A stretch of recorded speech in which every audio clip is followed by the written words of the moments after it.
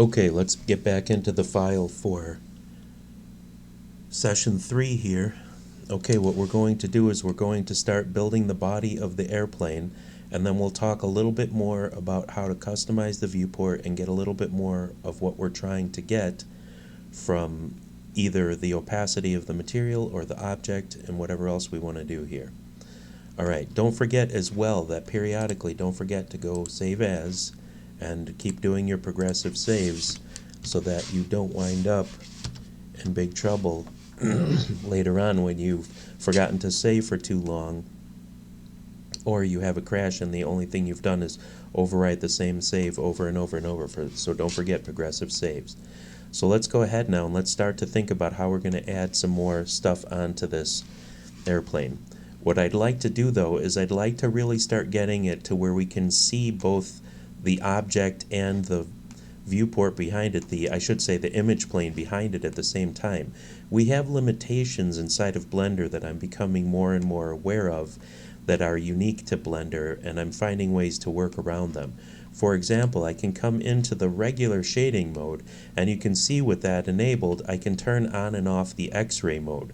And if you remember, the X-ray mode enable and disable, which is this right here, up here, is Alt-Z. So if I do Alt-Z, it's great, but if you notice what's missing, if I can change the opacity in the regular display mode, then I don't have the GB airplane textures applied. So we have to be a little bit fancier if we're going to work in the texture mode. Okay, so let's talk about how to do that. Right now we are in edit mode. We're going to go back to object mode. We're going to select our object, and we're going to make a new material for the object. Okay, so now we have a material, and now we're going to get really fancy with it over here. Okay, now you'll see that we have alpha, and alpha, if you remember from our discussion about GIMP, alpha is sort of like a channel that represents how opaque or how transparent something is. So I can come in here and I can change this. Let's make it something like 0.1. And you'll see that that's very useful in the fact that it didn't do anything at all. Okay, that's one of the things that I've been finding is more difficult about Blender that way, is that you continually have to kind of creep up on these problems. So what's going on is if we unexpand these down here, what you can see is we can go in and start to mess with different properties of the material down here, either in settings or in viewport display. In viewport display, we can change the amount of alpha channel that we have on the object, but it only works in untextured mode. So for example, right now the alpha is 1. Let me just show you this. So I'm going to go back to the regular texture, okay?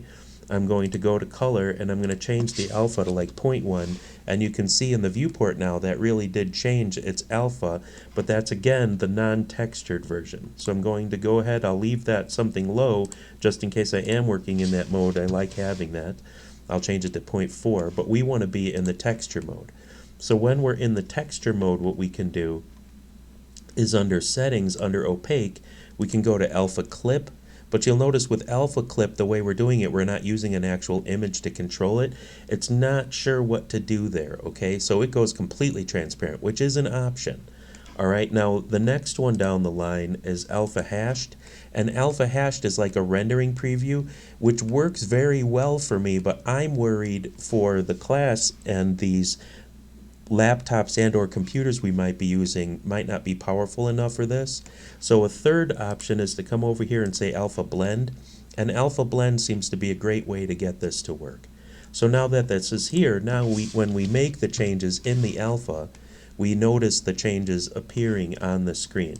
So why don't we set it pretty low, we'll go maybe 0.2, and then now we're able to look through and see what's going on with the GB in real time, as well as being able to see the texture and the cylinder, everything all at once, which is just what we wanted.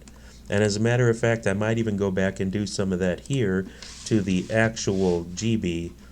Alright, and then we have to do the same thing for each material. So now we're going to have to come over here and we're going to have to go to alpha clip. Whoop, hey now. We want alpha blend. Alright, so there we go. Alright, so maybe that's not per material, maybe that is for the entire scene. Alright, so now if we turn on each one of the different ones, let's come over here, we'll click that, we'll go under settings, And you'll see once again we have to set it to alpha blend, and now we'll have that set up for each one of the materials. I will change its alpha, let's go to maybe 0.5, so you can see we're finding more and more advanced ways to deal with the opacity. We don't need the top view right now, so we're going to leave that there. Okay, now let's go ahead and add in some more density into the actual airplane. I'm going to go back into edit mode. Oh, I have to select the cylinder first, that would help. I'm going to go back into edit mode, and then remember up here 1, 2, and 3 on the keyboard represents the different modes that we can be in while we're doing this, okay? So I'm going to be in, right now I'm going to be in edge select mode, then I'm going to hold down Alt, and it selects the whole edge loop when I hold down Alt, okay? Which is perfect, because what I'm going to do is I'm going to distribute this better. Oh, I have an unused extrude or something here. That was an interesting byproduct. So I'm going to grab this, I'm going to move this middle one forward, and what I'm going to do is I'm going to sort of inspect the size of the quad, and you can see it's a little taller and not as wide. Like this would not be a well-distributed quad because it's very tall and very skinny, and conversely it would not be good this way where it's really wide and short. So we want something that represents a cube pretty well. And then I'm going to move this one back as well, and you can see what I'm doing is I'm doing the mental math to try to imagine how many edge loops I'm leaving till I reach the end of the wing here. So now I'm going to start to extrude, and I want to talk to you about my little extrude trick. I will hit E, and I won't move the mouse. I don't want to do anything, because if I start moving the mouse, it'll make that relative to the screen, which I don't want, because if you look, now that's all wonky. Alright, I'm going to undo that, which is Control Z. Alright, so I'm going to do this again without moving the mouse. I'm going to hit E, then I'm just going to click, and it brings back the move tool, which I had enabled on purpose at that moment. Now I can drag this out till it's a decent quad, and I can do this one more time here again. E, click, and then drag that out, and we will make this so that we're trying to be aware of where the wing ends here, and you'll see why when we go to do the adding of the limb later, how to make that work out better for what's going on. So we're doing that. We could keep on doing this now as we approach the rear of the airplane, and we'll just keep distributing them as well as we can. I'm also trying to be cognizant of the fact that we're getting close to the cockpit up there, so I might leave one more edge loop and redistribute these a little bit maybe. And one more time I'll hit E, click, and you can see you're not always going to get exactly what you're trying to get right off the bat. So maybe I'll leave an edge loop there for now, and then what I'll do is I'll Alt select some of these, and I'll start to distribute these a little better based on knowing what's going on. And they won't be perfect squares, but sometimes you have to compromise a little bit. So we're going to creep up, we're going to keep redistributing these out just a little bit. I try not to mess with the front one too much, because remember the front one, we use that to make the size of the radius at the front. I don't want to mess that up. Okay, and you'll see that we're getting some degree of what's happening on the body of the airplane. What the problem is right now, though, is if I turn back on the top view, you can see that we are not tapering properly in top view for the airplane. And we are also not tapering properly in the side view for the airplane. So we also want to edit that. What's nice is we don't have to do everything at once. We can sort of creep up on these problems one at a time. So let's go ahead and talk about that. Let's say that the taper of the airplane, if I turn off the visibility of the cylinder, it happens somewhere in this zone right here. So I'm going to turn that back on, and so you can see, let's start with this set of polygons right here. So I'm going to Alt select those edges, all right? And then you can see at the top, we're actually doing pretty good, but at the bottom, it's starting to taper a little bit. So what I can do is I can scale this a tiny bit, but you can see again too that now when I hit scale, it's going to be relative to the screen. So with nothing selected, I'm going to turn scale on and then re-grab that. And you'll see now that we do it that way, we get the little scale icon helper. I'm going to go into side view, and then I'm going to scale this down just a tiny bit. It's very small at the beginning. And then I'm going to move it back up to make the top edge line back up to where we were. I'm exaggerating it a little bit. The first one's very subtle. Now I'm going to Alt select this next one again. We're going to enable the scale tool from over here so that it's not screen relative, and then we're going to start to taper this down. And the way I start to sort of do this is I want to see that the amount above here and the amount that I'm above here is about the same, and that way I know when I move it, it should move to an area once I'm up back at the top that I'm getting the correct taper. And I might be off. We might have to come in a couple of times to do that, but that's exactly what this is all about. Now we're really starting to sculpt. So we can come back in here, and I want the amount that it's wrong about the same on both sides. Then we'll go to move. All right, then let's bring that back up again. All right, and then we'll Alt select that to get the whole loop. We will go again to scale. We will scale this down a smidge. Again, trying to make the amount that it's off approximately the same on both sides. Then we will go to move, and we'll move this up. Okay, and you can see now that we've got a funny little kink here. So this one here, I feel like maybe we need to adjust that one just a skosh. And remember again too, if the increments are too big, you can hold down Shift, and Shift will make the scale increments a lot smaller and make it so that you can make it more refined. Okay, and so now we're starting to get the body taper. It looks good up top, it looks pretty good at the bottom, but now we're going to be in an issue in top view where in top view it's not correct. Okay, it looks like I'm maybe in bottom view on accident there. Let's go top view. So there we go. All right, now in this view you can see that the body itself looks like it's a little bit off. And again, this is an issue with the blueprint more than it is with the GB. So again, the blueprints are only as good as the person that made them. So we'll just sort of roll with the punches.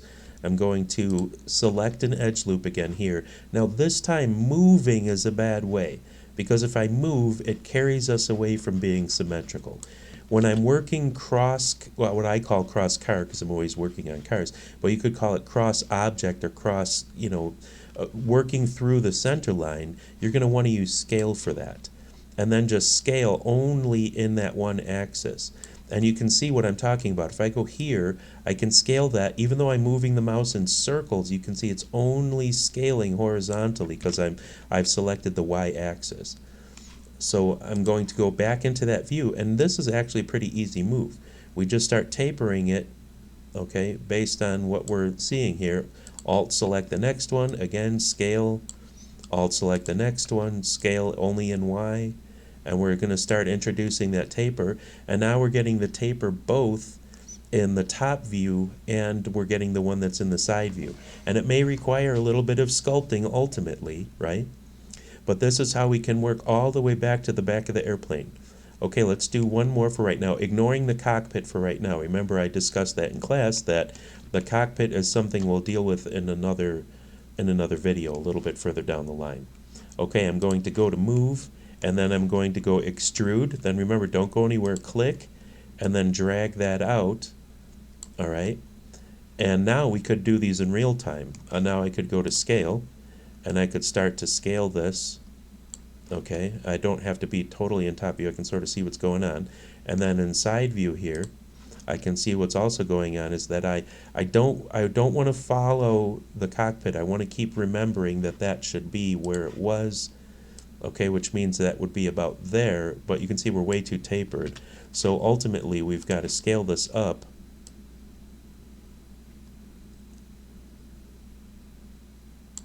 And then we'll move, and we'll bring this up again here, and maybe we need a little bit more scaling. And I'm just going to scale now only in Z because I know we've been messing with this now in the top view.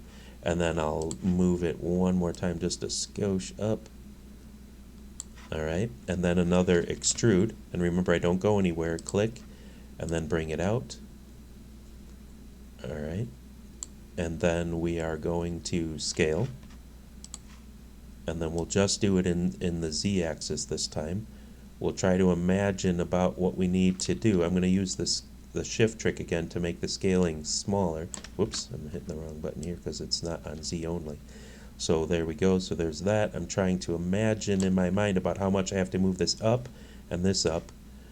Then that might take you a little bit of getting used to at the beginning, and it's okay if it's not perfect.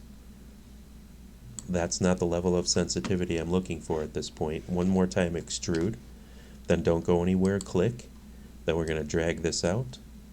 Okay, then we are going to scale it, and we will scale it down a smidge, and we can start holding shift to make it more refined, and then we will go to the move tool, and we will move this up again to get the proper tapering that we're looking for. And again, it might take a little bit of back and forth, and you'll see that now in the top view we're still off, and this is how we sort of creep up on this, so there's no rush. Okay, I'm going to alt select that whole edge loop.